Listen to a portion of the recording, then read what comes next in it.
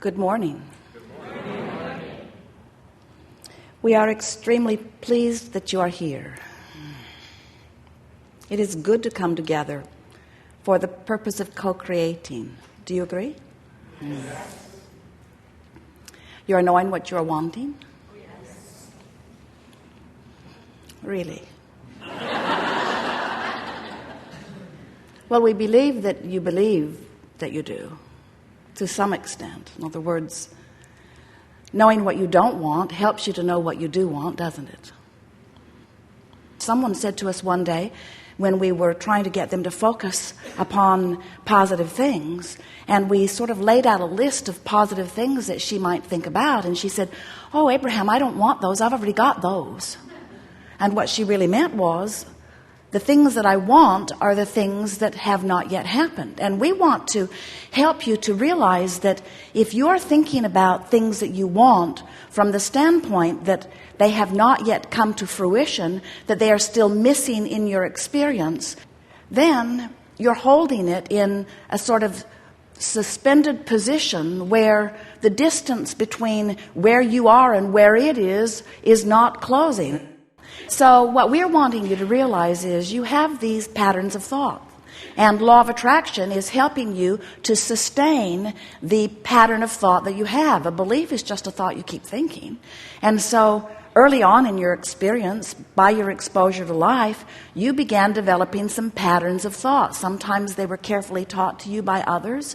Sometimes it came because of something that you observed and then talked about and then remembered and then attracted again and then talked about it and then remembered and then attracted again. In other words, life is very interesting here, isn't it? Because you can't talk about anything for very long before it begins to replicate itself in your life experience.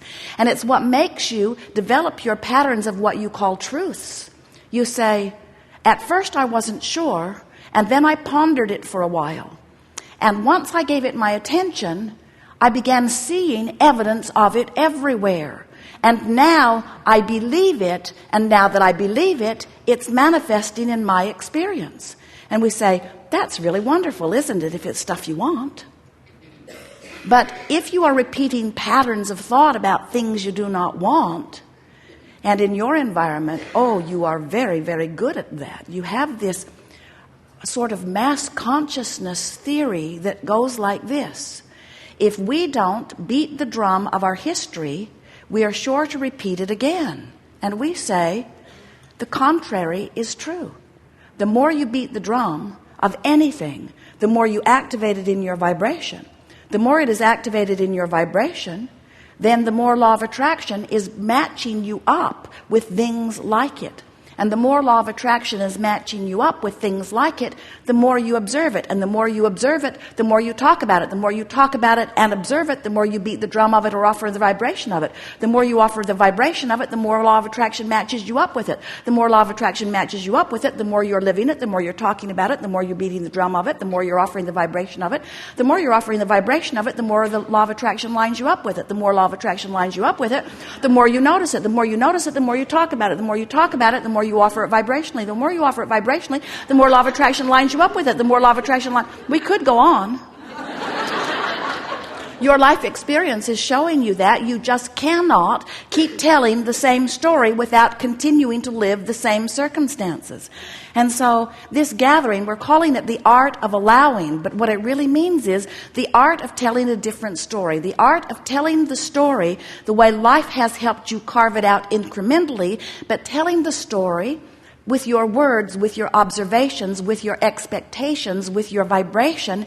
Then when law of attraction is responding to your deliberate offering of thought, now you're getting what you want, not just what you're observing. Are there things in your life that are as you want them to be? Keep telling that story. Are there things in your life that are not as you want it to be? Don't tell that story. You cannot choose something that feels better until you are aware of what you are choosing. So, relief is the order of business. What do you want to talk about? Oh, you have come with some things. Thank you very much. This veritable fortune that I've been amassing for so long. Don't use sarcasm now. Oh. I'd love a little bit more of your experience on how I can deliberately be leaning more towards allowing it. Now, anyone who listens back, and especially those who are sitting here in the room, you might feel yourself wanting to say, especially by the end of the day, Abraham is really nitpicking here. But we want you to feel, if you can, the feeling place from which that question comes. In other words, this veritable fortune, and we sensed a sort of mocking tone. Where's my stuff? If law of attraction is as you say, and I've been amassing this fortune, then where is it and how can I get to it? And we want you to just feel for a moment what is the dominant vibration within that sentiment that you offered? Was he offering the vibration from the lack of the money or from the having of the money? And we know, you say, well, of course he is, because it isn't there yet, so how can he offer a vibration about a state of being that he has not yet achieved? And we say, you just got to figure out how to do it, because until you do, you can't have the state of being that you want to achieve. You have to find the vibrational essence of it. And so the work is, you have to find a way of distracting yourself from the absence of the money while you activate within yourself a feeling of the money. So things like feeling appreciation for the prosperity that you are living, feeling appreciation for the possibility of more coming. In fact, we'd like to say that even when you get into an attitude of hope, you're much closer in vibration to allowing it than when you are in the vibration of doubt. So we teased you about a little bit of sarcasm about this veritable fortune, but we want you to realize that when you feel sarcastic, when you feel pessimistic, it's a far cry from feeling optimistic and hopeful. So the answer to your question, how do I let my fortune come to me and me come to my fortune?